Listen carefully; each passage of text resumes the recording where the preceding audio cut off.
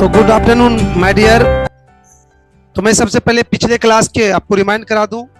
क्या पढ़े थे आप लोग? इटली का, जर्मनी का एकीकरण, नहीं, जर्मनी का एकीकरण हमने पिछले क्लास में पढ़ाए थे। जर्मनी का एकीकरण, और हमने इसमें पूरे डिटेल्स से बता चुके थे। और हमने लास्ट में ये आए थे कि जर्मनी के एकीकरण में बिस्मार्क का क्या भूमिका, यही था ना, जर्मनी के एकीकरण में बिस्मार्क की क्या भूमिका है।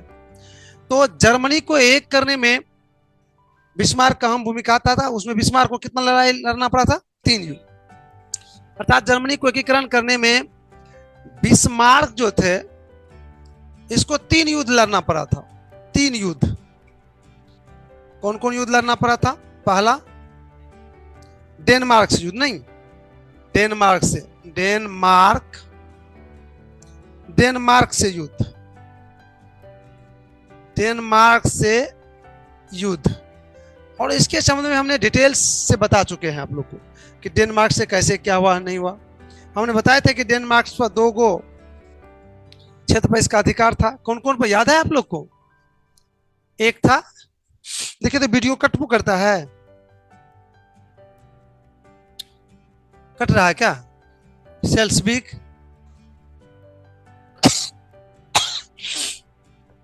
सेल्सविग और हॉलस्टीन, नहीं, दूसरा कौन था? हॉलस्टीन। ये 2 क्षेत्र था डेनमार्क से युद्ध। ये दोनों क्षेत्र को जीत लिया। किससे? डेनमार्क से, इससे युद्ध करके। कौन? बिस्मार्क। और कितना ईस्वी में युद्ध हुआ था? 1864 ईस्वी। यही था ना कि डेनमार्क, सेल्सविग और हॉलस्टीन पर अधिकार क्या हुआ था, और जिससे ये बिस्मार्क दुखी था। और फिर बिस्मार्क ने क्या किया? तो ऑस्ट्रिया और फ्रांस जो 2 मजबूत थे, उसमें से एक से दोस्ती किया। किससे? ऑस्ट्रिया से। नहीं, इन्होंने किससे? प्लस इसको क्या कर दें हम? ऑस्ट्रिया कर दें? नहीं, ऑस्ट्रिया। इसके बीच, इसके कोस्ट में लिख दे पर्सा, क्योंकि ये पर्सा के ही शासक थे। तो कौन? ऑस्ट्रिया और पर्सा, या बिस्मार्क कहिए, ये दोनों मिलकर लड़ा। नहीं, किसके विरुद्ध? डेनमार्क। कब? 1864 ईस्वी में। और इसको हराकर ये दोनों क्षेत्र को जीता। मैरियर में कल बता चुका हूं इस पर डिटेल से, इसलिए आज संक्षिप्त रूप में बताएंगे। तो दोनों पर इन्होंने अधिकार कर लिया। और दोनों जीतने के बाद बिस्मार्क ने क्या किया? एक क्षेत्र अपना रखा, दूसरा, तो मैं बता दूं, ये क्षेत्र जो था, ये हॉलस्टीन, ये इसको दे दिया। और सेल्सविग कौन रख दिया? खुद ये रख दिया। क्लियर हो गया? तो कम से कम इतनी कहानी लिख लीजिए। इसके बाद हमने उसका भी बताए थे, तीनों का बताए थे। तो ये क्षेत्र लिख लीजिए पहले, फिर हम आगे बताएंगे। लिखिए, क्या लिखना है पॉइंट में आपको? जर्मनी के, सॉरी, कल तो लिखे लिए थे ना कि जर्मनी के एकीकरण में बिस्मार्क की भूमिका। यही भी लिखे थे कि उसे 3 युद्ध करना पड़ा था। वहां तक चल गए थे ना। तो आज लिखिए पहला में, 1 नंबर में क्या लिखेंगे हम लोग? डेनमार्क से युद्ध। देखिए डाल दीजिए, 1 नंबर में डेनमार्क से युद्ध। इसे पीछे हम बता चुके हैं, डेनमार्क से युद्ध। लिख लिए? लिखिए, 1864 ईस्वी में, 1864 ईस्वी में, 1864 ईस्वी में बिस्मार्क, 1864 ईस्वी में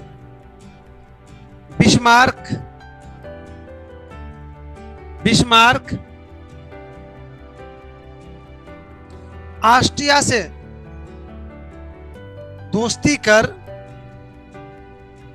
ऑस्ट्रिया से दोस्ती कर, ऑस्ट्रिया से दोस्ती कर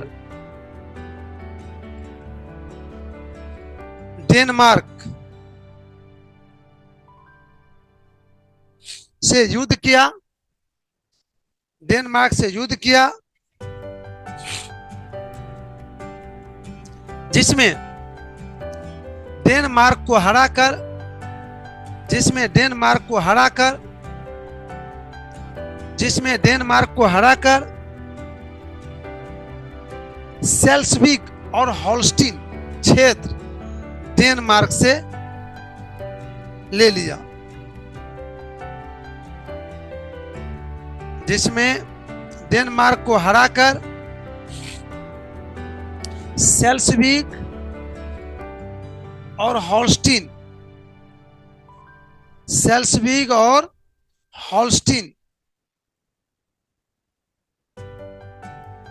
क्षेत्र ले लिया। हॉल्स्टीन क्षेत्र ले लिया। पूर्ण विराम। हॉल्स्टीन ऑस्ट्रिया को दिया।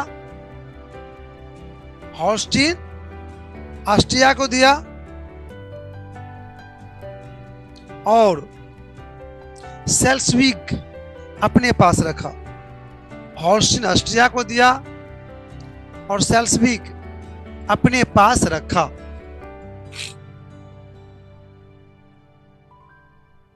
ऑस्ट्रिया को दिया और सेल्सविक अपने पास रखा। हो गया, अपने पास रखा। अब ये समाप्त हो गया। कौन? पहला युद्ध जो था किससे? डेनमार्क से। अब दूसरा किससे लड़ाई होगा बताइए आप ही लोग? किससे? ऑस्ट्रिया से। राइट। अब होगा ऑस्ट्रिया से लड़ाई। किसका होगा ऑस्ट्रिया से लड़ाई? कितना ईस्वी में? राइट, बहुत अच्छा, 1866। बहुत अच्छा याद रखे। अब देखिए इससे लड़ाई होगा। और क्या मुद्दा था वो जानते हैं? किस मुद्दा को लेकर? भूल गए? हाँ, मुद्दा था ये हॉल्स्टीन। यही मुद्दा था। क्योंकि हॉल्स्टीन तो ऑस्ट्रिया ले लिया था, लेकिन पुनः बिस्मार्क हॉल्स्टीन को प्राप्त करने का इच्छा जाहिर करने लगा, प्लान बनाने लगा, योजना बनाने लगा। इससे ऑस्ट्रिया दुखी हुआ। ऑस्ट्रिया कहा नहीं, ये नहीं देंगे। फिर इसी प्रश्न पर दोनों दोस्ते में लड़ाई हो गया और इसमें भी जीत किसकी हुई? बिस्मार्क की। राइट। तो ये भी लिख लीजिए, क्योंकि कल तो डिटेल में बताया ही है, आज तो लिखाना है, सिर्फ बचल था। लिखिए दूसरा युद्ध देख के लिखिए ना। ऑस्ट्रिया से युद्ध। ऑस्ट्रिया से युद्ध लिख लिया। ऑस्ट्रिया से युद्ध तो लिखिए 1866 ईस्वी में। 1866 ईस्वी में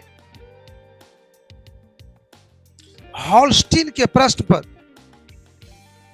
जी हॉल्स्टीन के प्रश्न पर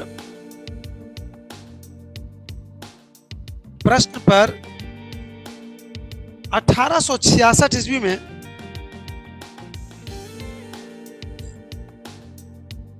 सेडोवा, अगर लिखना है तो मैदान में लड़ाई हुआ था। शेडोवा के मैदान में दोनों के बीच किसके बीच? दोनों के बीच युद्ध हुआ।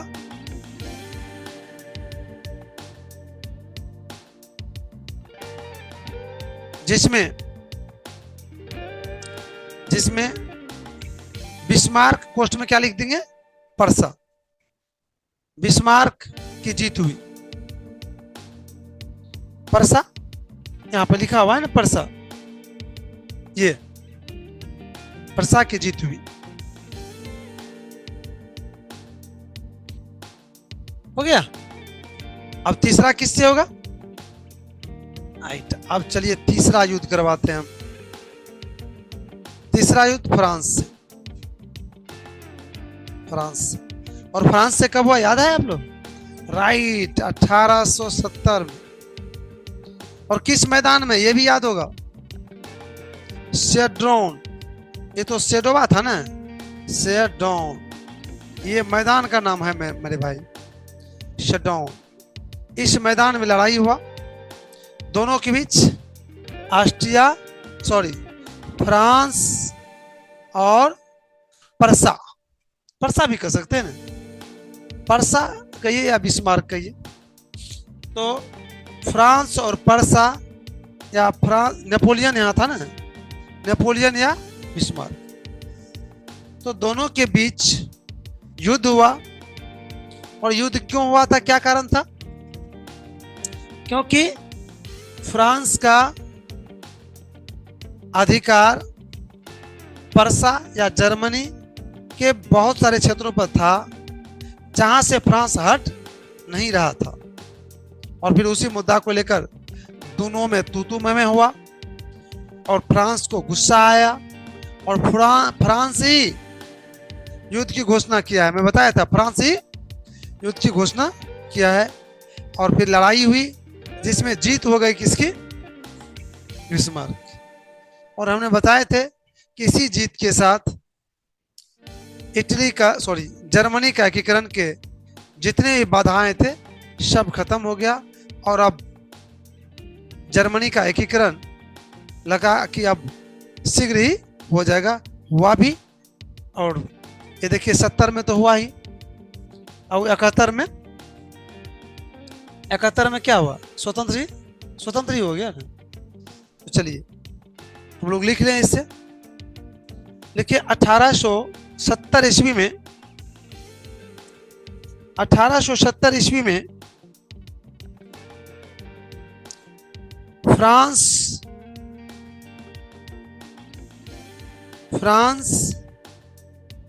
और परसा, कोई दिक्कत नहीं ना परसा लिखने में। फ्रांस और परसा के बीच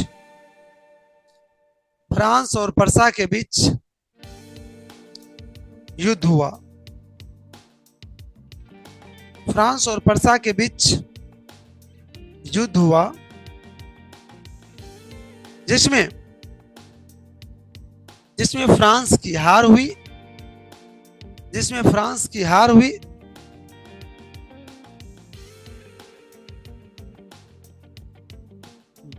इसी के साथ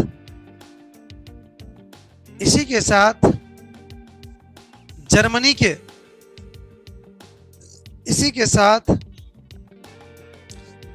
के एकीकरण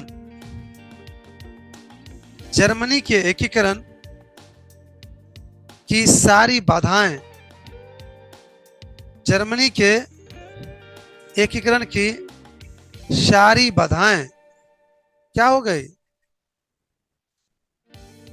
समाप्त हो गई। जर्मनी की एकीकरण की सारी बाधाएं समाप्त हो गई। हो गया खत्म।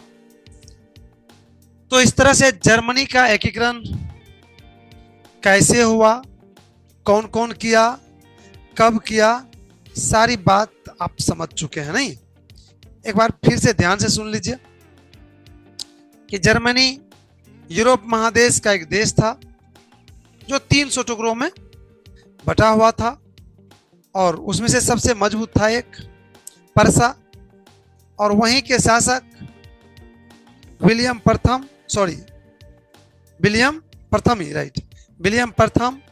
और बिस्मार्क, इन दोनों के प्रयास से जर्मनी का एकीकरण 1871 ईस्वी में पूरा हो गया। खत्म।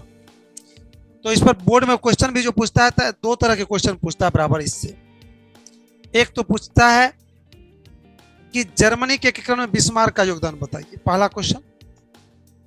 दूसरा क्वेश्चन पूछता है कि विलियम प्रथम के बगैर जर्मनी का एकीकरण बिस्मार्क के लिए असंभव था, कैसे? देखिए तो ये पॉइंट है आपका, देखिए ना, पॉइंट होना चाहिए। विलियम प्रथम के बगैर जर्मनी का एकीकरण नहीं है, तो ये पॉइंट हम पढ़ाएंगे तब हम आगे बढ़ेंगे। है कि नहीं है सो देख लीजिए एक बार। इंपॉर्टेंट पॉइंट में पॉइंट है यो है, नहीं है तो एक पॉइंट यहाँ बना लेते हैं हम लोग, ठीक।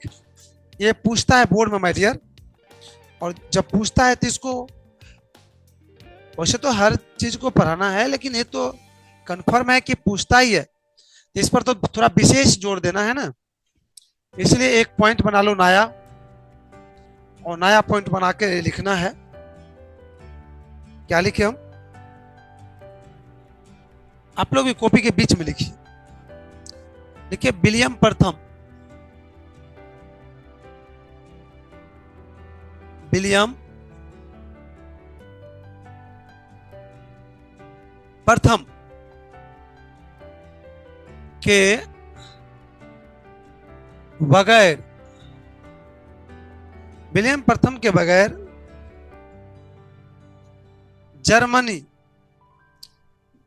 का एकीकरण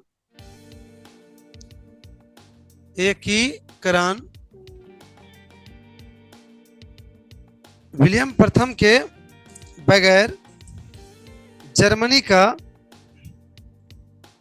एकीकरण बिस्मार्क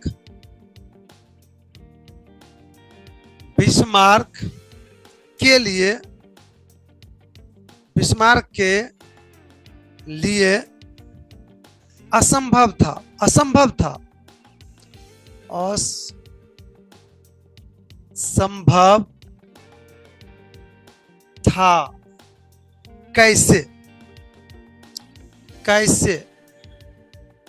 कैसे?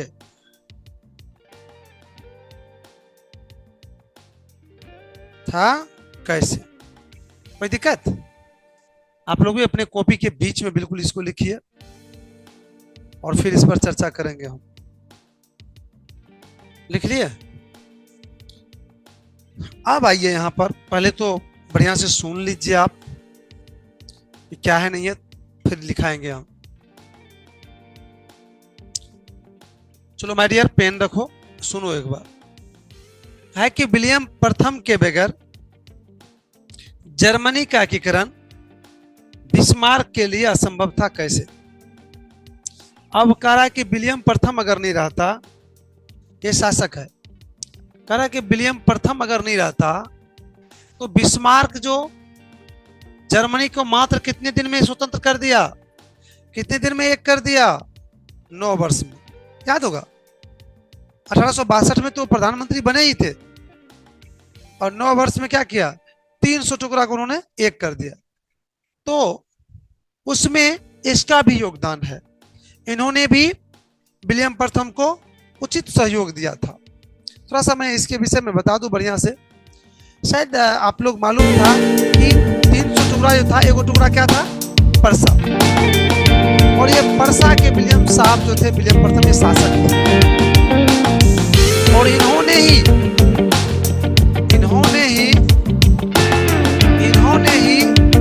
इसको बनाया था प्रधानमंत्री।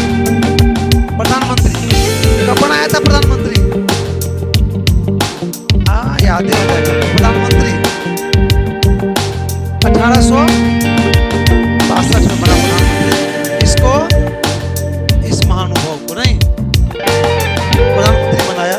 और फिर ये प्रधानमंत्री बनते ही रत्नों की नीति अपनाया और फिर अपने विशेष योजना पर चलकर जर्मनी को शीघ्र ही एक कर दिया।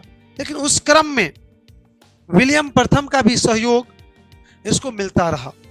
सबसे पहला सहयोग तो यह मिला कि इसको प्रधानमंत्री बनाया गया और दूसरा सहयोग या आगे का सहयोग यह हुआ कि जब भी इसको जरूरत पड़ा तो ये शासक इसको उचित मार्गदर्शन के साथ साथ उचित सलाह भी देते थे, उचित सामग्री भी जुटाते थे, उचित प्लानिंग भी बनवाते थे और जिसके बल पर ये सफल हो गया। इसलिए कह रहा है कि अगर विलियम प्रथम नहीं रहता या विलियम प्रथम अगर इसको प्रधानमंत्री नहीं बनाता तो एकीकरण का मौका इसको नहीं मिलता, उचित सहयोग नहीं देता, तो हो सकता है कि बीच में फ्रस्ट्रेट होकर छोड़ देता। अर्थात इन्होंने प्रधानमंत्री बना के मौका दिया, इन्होंने उचित सहयोग देकर इसको सफल होने का अवसर प्रदान किया। परिणाम स्वरूप इस कठिन काम को बिस्मार्क क्या किया? सफल हो गया। तो क्या लग रहा है ये कि विलियम प्रथम के बगैर जर्मनी का एकीकरण बिस्मार्क के लिए संभव हो सकता था? समझ गए शायद। चलिए तो इसको नोट कर लीजिए, टाइम है आप लोगों के पास। लिखिए, देखिए विलियम प्रथम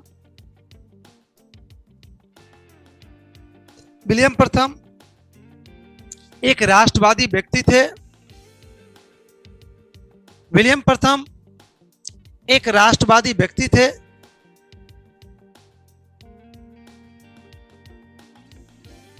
विलियम प्रथम एक राष्ट्रवादी व्यक्ति थे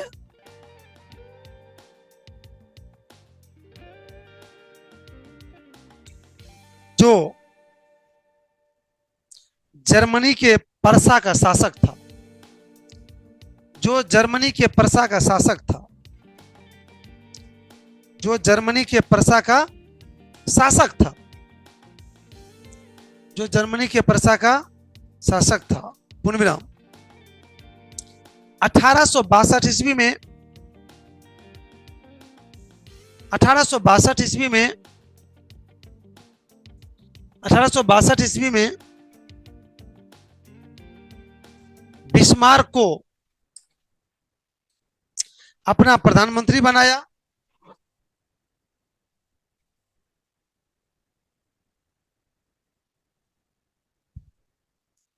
अपना प्रधानमंत्री बनाया और उचित सहयोग और उचित सहयोग देता रहा। उचित सहयोग देता रहा जिसके बल पर जिसके बल पर जिसके बल पर बिस्मार्क बिस्मार्क कुछ ही दिनों में जिसके बल पर बिस्मार्क कुछ ही दिनों में जर्मनी को एकीकरण करने में सफल हो गया। जर्मनी को एकीकरण करने में सफल हो गया। सफल हो गया। सफल हो गया। परिणाम, अगर अगर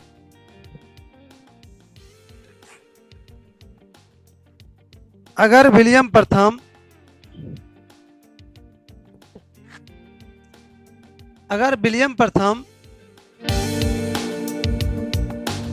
बिस्मार्क को प्रधानमंत्री नहीं बनाता, उचित सहयोग नहीं देता, अगर विलियम प्रथम बिस्मार्क को प्रधानमंत्री नहीं बनाता,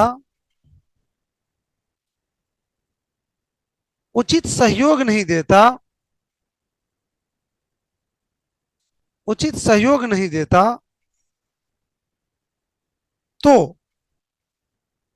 तो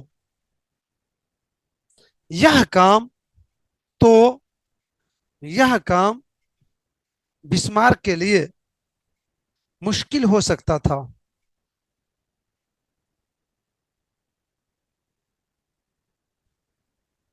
मुश्किल हो सकता था। मुश्किल हो सकता था। मुश्किल हो सकता था। लिख लेते हैं ना आप लोग, पीछे नहीं होते हैं। हाँ, छोटा सा भी दिक्कत हो तो कहिए हमको। मेरे अकॉर्डिंग में आपको नहीं चलना है, आपके अकॉर्डिंग में हम चलेंगे। आप जैसे चलाइए। कहने का तात्पर्य लिखने समझने में हम आपको फास्ट कर लेंगे, लेकिन शुरू में आप जितना लोड ले रहे हैं, जितना स्पीड लिख पा रहे हैं, जितना स्पीड समझ पा रहे हैं, उतना ही रखिए। ऐसा नहीं कि देखने दुखने में कि वो ऐसे बोल नहीं रहे हैं तो हम भी नहीं बोलेंगे, ये नहीं। बिल्कुल खुल के बोलिए अपनी समस्या। ठीक, यहाँ सीखने के लिए आए हैं माय डियर। यहाँ से कोई समस्या मत लेके जाइए। समझ में आ रहा है ना? कॉपी पर ऐसे ऐसे कर लीजिएगा, घर पर जाइएगा तो समझ भी नहीं कीजिएगा। फिर तो समस्या हुआ ना। आप पैसा दे के पढ़ रहे हैं माय डियर, बिल्कुल ही यहाँ से डॉट मत लेके जाइए, ठीक। तो शायद ये क्लियर हो गया। आप थोड़ा सा इसमें और लिख लीजिए, पैराग्राफ चेंज कीजिए। पैराग्राफ समझते हैं ना, बीच से। और क्या लिखना है, उपरयुक्त वर्णन से। क्या, उपरयुक्त, अर्थात हमने जो ऊपर में लिखा, उपरयुक्त ऐसे लिखना, उपरयुक्त, उपरयुक्त, उपरयुक्त, देखिए उपरयुक्त, उपरयुक्त वर्णन से, वर्णन से, उपरयुक्त वर्णन से स्पष्ट हो रहा है कि, उपरयुक्त वर्णन से स्पष्ट हो रहा है कि, उपरयुक्त वर्णन से स्पष्ट हो रहा है कि, स्पष्ट हो रहा है कि विलियम प्रथम के बगैर, विलियम प्रथम के बगैर, विलियम प्रथम के बगैर जर्मनी का एकीकरण, विलियम प्रथम के बगैर जर्मनी का एकीकरण, जर्मनी का एकीकरण विश्वमार्ग के लिए, जर्मनी का एकीकरण विश्वमार्ग के लिए असंभव हो सकता था, असंभव हो सकता था, बिस्मार्क के लिए संभव हो सकता था। लिख लिए, असंभव हो सकता था। तो इसको समझ भी गए, आपने लिख भी दिए। और अब अगला पॉइंट बताइए। मैं अगला पॉइंट को भी कम से कम कुछ तो उस पर बोल दूं, फिर आगे देखेंगे क्या है तो नहीं।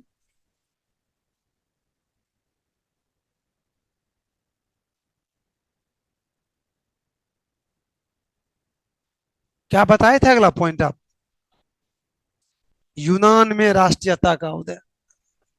जी, जानते हैं, कभी नाम सुने हैं आप लोग यूनान का, सुने हैं कभी, कभी नहीं सुने हैं।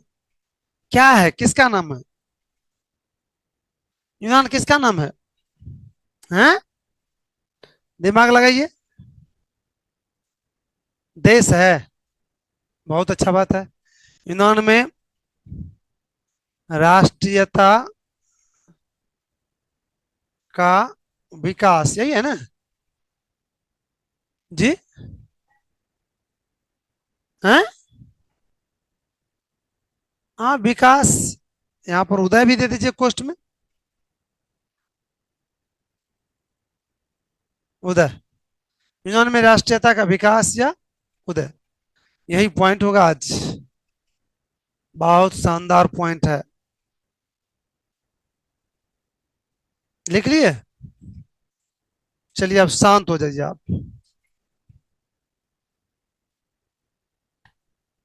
बिल्कुल अस्थिर से लिखिए। आप नहीं लिखे हैं तो प्रेम से उसको उतारिए। यूनान में राष्ट्रीयता का उदय,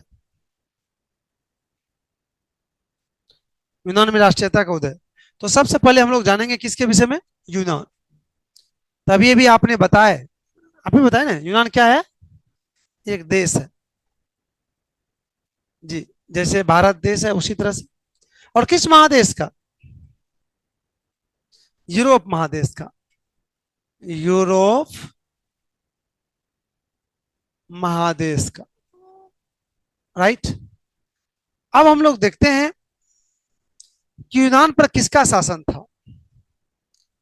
यूनान, और चीज बता दूं मैं यूनान के विषय में, यूनान प्राचीन काल से ही ज्ञान विज्ञान से भरा पड़ा देश है, अर्थात यहाँ पर बहुत सारे बुद्धिजीवी हैं। आप जब उच्च क्लास में जाएंगे, जब अच्छी अच्छी बुकें पढ़ेंगे आप, तो उसका लेखक यूनान के ही मिलेंगे। अधिकांश का लेखक, अधिकांश थॉट के सब महापुरुष कहाँ के मिलेंगे, यूनान के। और अब ज्ञान विज्ञान तो था, लेकिन कहाँ चूक हो गया, वो चूक बताएंगे कि कैसे हुआ, कि किसी के चंगुल में आ गया था। और किसके चंगुल में आया था जानते हैं, एक बिल्कुल हरामी देश तुर्की। कौन, ये तुर्की के जंगल में था ये, यूनान। और बड़ी परेशान किया था ये, हैं? और बहुत परेशान किया था ये। और इनसे कैसे छूटा तुर्की से, वो हम लोग पढ़ेंगे कि कैसे तुर्की से स्वतंत्र हुआ। मैं थोड़ा सा एक बार स्वतंत्रता के विषय में बता दूं। 1832 ईस्वी में, कितना में? 1832 ईस्वी में स्वतंत्र हुआ है। लेकिन उस बीच बहुत मेहनत किया है, बहुत संघर्ष लड़ा है। अब तुर्की को कैसे कैसे ही मुंह थोकचा है, वो हम आज नहीं बता पाएंगे। ठीक, समय आज का खत्म हो रहा है आपका। कल पुनः हम यूनान को इसी तरह से बोर्ड पर लिख कर फिर से एक बार यूनान का खंड करेंगे अलग अलग, तो फिर आगे बढ़ेंगे। लेकिन आज हम आगे नहीं बढ़ पाएंगे, इसलिए आज की क्लास को हम यहीं पर विराम दे रहे हैं।